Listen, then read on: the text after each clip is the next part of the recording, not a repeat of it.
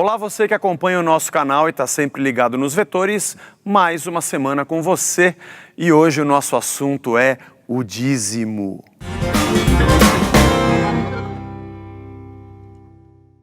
Bom, o termo dízimo, seja no singular ou no plural, você vai encontrar 39 vezes na Bíblia.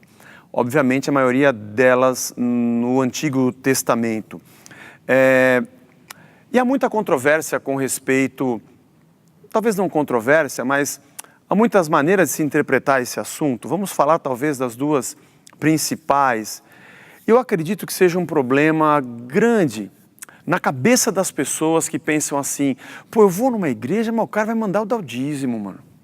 E aquele que diz, mas está na Bíblia, tem que fazer. A Bíblia nos conta que Abraão, quando voltou de uma guerra, entregou o dízimo do que havia conquistado, né, de Quedorlaomer, para Melquisedeque. Naquela época não tinha lei, não tinha nada, dizendo que era obrigado a entregar, não tinha igreja. Ele encontrou um sacerdote do Deus Altíssimo e deu a 10ª parte do que ele havia conquistado. Depois Jacó, um pouco mais à frente, o seu neto, acabou fazendo um voto com Deus, quando ele fugia do seu irmão, né, Esaú, e disse, olha, está aqui essa coluna que eu erigi e eu digo para o Senhor que o Senhor vai me abençoar e tudo que eu tiver, sempre que eu ganhar, eu vou te dar o dízimo. Depois veio Moisés. E quando veio Moisés, o dízimo foi institucionalizado pela lei. Talvez até pela própria tradição do povo como um todo, ou dos povos daquela época que ofereciam às suas divindades as suas oferendas. Obviamente que o povo escolhido por Deus tinha um outro pressuposto, mas virou lei. Virou lei e você pega na Bíblia, o livro de Levítico tem lei de oferta para tudo. Sacrifício para o perdão, de pecado voluntário, de pecado involuntário. Se a oferta era líquida, se era de cereais. E como o povo deveria entregar, onde ele deveria entregar, quando deveria entregar. Já no livro de Malaquias, você vai encontrar o profeta repreendendo no primeiro capítulo os sacerdotes que cuidavam mal daquilo que era entregue e tomavam para si, tipo os filhos de Eli, Hofni e Finéias, que roubavam do dízimo. Você acredita que tinha gente que fazia isso? Misericórdia. E também para o povo que não entregava. O dízimo era a manutenção da tribo levítica, o dízimo era a manutenção do ofício sacerdotal e de tudo que o templo representava, já que o templo era o centro da vida do povo. Ali estava a arca que representava o próprio Deus, Deus estava ali. Quando veio Jesus, ele trouxe uma outra interpretação, ele completou a interpretação da lei, muito além dos escribas e dos fariseus. E ele disse para os fariseus, olha, vocês entregam o dízimo do endro, do cominho, da hortelã, mas vocês ferem outros princípios primordiais da lei. Vocês deveriam cumprir isso aqui sem deixar de entregar. E aí vem as interpretações, a primeira delas de quem diz assim, tá vendo? É isso aí. O dízimo existia antes da lei, porque Abraão entregou, Jacó se comprometeu, depois ele virou lei. E se você entrega, você é abençoado, e se você não entrega, você é amaldiçoado, está lá, o devorador te devora. E depois veio Jesus e disse que a gente deveria dar. Então, nós damos o dízimo sim dos 10%, como está escrito na Bíblia. É uma interpretação. Sabe, nossas diferenças são hermenêuticas, a Bíblia é a mesma. É o óculos que a gente usa para ler, as lentes que fazem com que chegue ao nosso cérebro a imagem é que pode distorcê-la ou não. São diferenças hermenêuticas, a maneira como nós enxergamos as coisas, o ângulo pelo qual nós olhamos. Há uma outra interpretação que pode dizer assim, é uma crítica literária. Bom, Moisés escreveu o Pentateuco e disse que o que o Abraão entregou foi o dízimo. Mas quando ele entregou, talvez a gente não sabe se tinha esse nome. Alguém pode dizer que era a mesma tradição oral, mas uma crítica mais ferrenha ao texto pode dizer que quem deu esse nome foi Moisés, que tinha a cabeça da lei quando escreveu sobre Abraão. Alguém pode interpretar também dizendo, olha, Jesus não disse que o dízimo era obrigatório. Ele apenas disse aos fariseus que eles deveriam continuar entregando, mas não deveriam deixar de ter amor e praticar o restante da lei. Afinal de contas, Jesus nunca trouxe obrigação, ele trouxe um novo sentido da lei. Ele trouxe um complemento do significado da lei. Não dá para encaixar Jesus dizendo que você era obrigado a fazer aquilo. Ele não disse isso para nenhuma das outras coisas da lei. É interessante também perceber uma interpretação que diz, olha, mas Jesus, ele estava no meio, na transição da lei para a graça. A sua morte e sua ressurreição, a vinda do Espírito Santo disparou a época da graça, mas naquele momento ele estava bem no meio. Ele mesmo ia ao templo nas orações diárias, ele mesmo cumpria a lei, mas ele era o próprio verbo e a própria lei encarnada. Gente, tem muitas maneiras de você olhar esse mesmo assunto. Eu costumo olhar da seguinte forma, e não vou dizer que eu sou único, não vou dizer que eu estou correto, estou dizendo que é do jeito que eu faço. Abraão entregou não por lei, entregou porque achou que ele deveria consagrar em gratidão a Deus algo que Deus havia lhe dado. Muito legal. A lei trouxe como uma regra, como obrigação. E num tempo onde o Espírito não habitava nas pessoas, era muito interessante ver uma lei externa para tentar conduzir e balizar um sentimento interno. Mas isso não significa que o homem deveria entregar só por obrigação, mesmo tendo a lei. Você conhece o texto onde um fariseu e um publicano estão orando no templo e o fariseu diz, eu dou o dízimo de tudo que eu tenho, respeito as tuas leis e não sou como esse publicano. E Deus deveria falar para ele, é verdade, você dá o dízimo, você está abençoado. E o publicano bateu no peito e disse, Senhor, eu sou um pecador, me perdoa. E Jesus disse que quem saiu justificado foi o publicano e não o fariseu que dava o dízimo. Jesus, quando disse isso sobre o fariseu, ele não estava dizendo que ele era obrigado a entregar.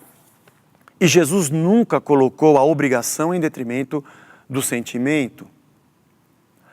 É muito importante perceber o Novo Testamento, Paulo dizendo que Deus ama aquele que dá com alegria. Porque não damos por constrangimento ou por nenhum outro motivo, não por obrigação e nem porque queremos alguma coisa. Eu sou mais tendencioso a não usar a lei. Eu acredito que Jesus disse sim que era importante e que nós deveríamos contribuir.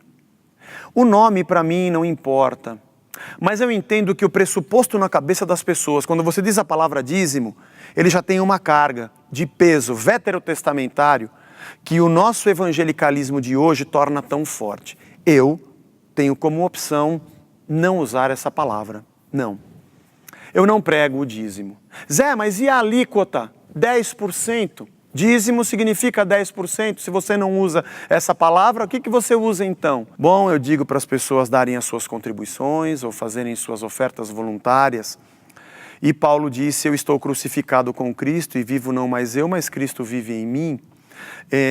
O escritor de Hebreus também diz que a gente deve entregar o nosso corpo como sacrifício vivo, santo e agradável a Deus, muito mais do que a 10ª parte, parece que é a vida inteira. Então você está querendo dizer que as pessoas têm que entregar tudo? Não. Não estou dizendo isso. Estou dizendo que a nossa vida pertence a Deus. E quando a tua vida pertence a algo, parece que você não faz contas. O seu amor na lei da liberdade te leva a ter um compromisso de vida. É claro que você tem o seu orçamento e você deve ter uma prática de destinar um valor para isso. E você pode me dizer, eu faço 10%. Eu vou te dizer, faça. Cuidado para você não fazer disso uma regrinha e achar que é por isso que você é abençoado. Não é. Todo sacrifício no Antigo Testamento prefigura o sacrifício de Cristo. Eu não sou mais abençoado pelo dinheiro que eu entrego, mas pelo que Ele fez na cruz por mim. Aliás, eu não entrego para que Ele me faça algo. Eu entrego em amor e gratidão pelo que Ele já fez por mim. Não, eu não entrego por aquilo que Ele pode fazer, mas por aquilo que Ele fez. Eu não dou para que Deus se aproxime e me contemple. Ele já se aproximou de mim na cruz, se tornou homem como eu para viver a minha vida. O que eu faço por gratidão. Duas pessoas sentadas na igreja entregam o mesmo valor e podem ter pressupostos completamente diferentes. Uma entrega para ser abençoada e para ter mais dinheiro e a outra porque quer repartir o seu dinheiro.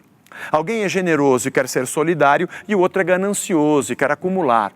Os dois são iguais, sentam na mesma igreja, levantam a mesma mão, fazem a mesma oração e entregam o mesmo valor.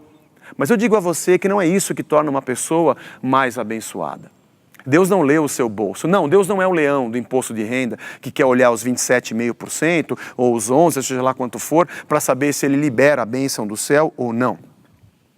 Não faça para ser abençoado, para que a tua fé não seja uma ganância travestida de espiritualidade. Já vi muita gente dizendo assim, mas é importante ter um valor para se contribuir, porque afinal de contas, falando da maneira honesta e clara, a gente tem uma grande estrutura, a gente tem que pagar contas, temos funcionários, de repente, a gente saber o quanto a gente arrecada é importante para essa administração, e eu vou te dizer, verdade, concordo com você. Mas mesmo assim, posição minha própria, eu preferi não adotar a alíquota. Eu acho que Deus quer o nosso coração por inteiro. Eu interpreto da maneira que depois de Cristo Ele quer a nossa vida e o nosso coração. Pode ser que tenha dia que eu entregue tudo. Pode ser que tenha dia que não seja só o meu dinheiro. Eu dei a minha roupa, eu entregue sapatos, eu ajude pessoas, eu trago as cestas básicas, eu venho atender pessoas com a minha profissão, porque um médico e um dentista vão atender a comunidade. Isso também é a sua oferta. Não se esqueça que no Antigo Testamento alimentavam viúvas e estrangeiros com os dízimos também. É interessante perceber como nós institucionalizamos para projetos pessoais e locais e demos a conotação à palavra dízimo uma abrangência muito maior nessa nossa pós-modernidade maluca de interpretação das coisas. Então, se você me perguntar, mas para encerrar, você acha que as pessoas devem entregar na igreja para que ela possa se manter? Sim. E você não acha que deveria ter um padrão para que a gente pudesse ter um orçamento? Sim, sim. Mas você não faz isso, Zé. Não, eu não faço isso. Mas o nome dízimo, Zé, já está consolidado. As pessoas sabem o que é. Você não usa esse nome? Eu não uso esse nome. Não uso. Então, todo domingo você vai explicar que é voluntário, que é por amor. Dá mais trabalho, eu tenho que todo domingo explicar isso. E sempre você vai ter que ficar falando do amor, da voluntariedade. As pessoas não vão fazer porque elas têm essa obrigação, vão fazer porque elas têm a liberdade. É isso mesmo que eu faço. E você não tem medo, Zé, de que a igreja fique sem? E ela não fica sem às vezes? Fica. Tem mês que a gente passa bem no gargalo mesmo. Então você acabou escolhendo um caminho bem difícil? Sim. Mas sabe o que eu acho? Que se eu tiver que colocar uma obrigação para um filho amar o seu próprio pai, é melhor não ter relação. Se eu tiver que colocar um decreto para que as pessoas entreguem, eu prefiro que elas não venham. Se elas tiverem que entregar porque têm medo de serem devoradas, eu prefiro que elas não entreguem. E se elas vão entregar porque elas têm a ganância de ter alguma coisa a mais, eu acho que Deus também não quer. E vou te dizer que se eu tiver que baixar uma regra para que as pessoas participem da igreja, é melhor a gente fechar a igreja e fazer outra coisa. Mas eu estou tentando levar um povo a acreditar que se a gente ama de verdade e de verdade somos rendidos a Deus pelo que Ele fez por nós, a gente tem um compromisso da lei, da liberdade e do amor dentro de nós que faz a gente colocar a nossa vida à disposição. E não porque eu tenho uma regra, porque eu acho que o fim da lei é Cristo. Cada um tem uma maneira de interpretar. Eu não sou o mais correto do mundo, só estou dizendo para você o que eu faço. E esse vetor não tem absolutamente a intenção de resolver o assunto sobre dízimo. Mas eu prefiro a lei da liberdade e do amor. Faça como você pensar, mas pelo menos é assim que a gente faz. Valeu! Você que gosta de assistir os vetores, quando você se inscreve no nosso canal, você fica sabendo também de outras coisas que acontecem aqui na casa. As reuniões que a gente tem, as celebrações de domingo, os avisos e até eventos. Inscreva-se e você fica sempre atualizado do que acontece com a gente.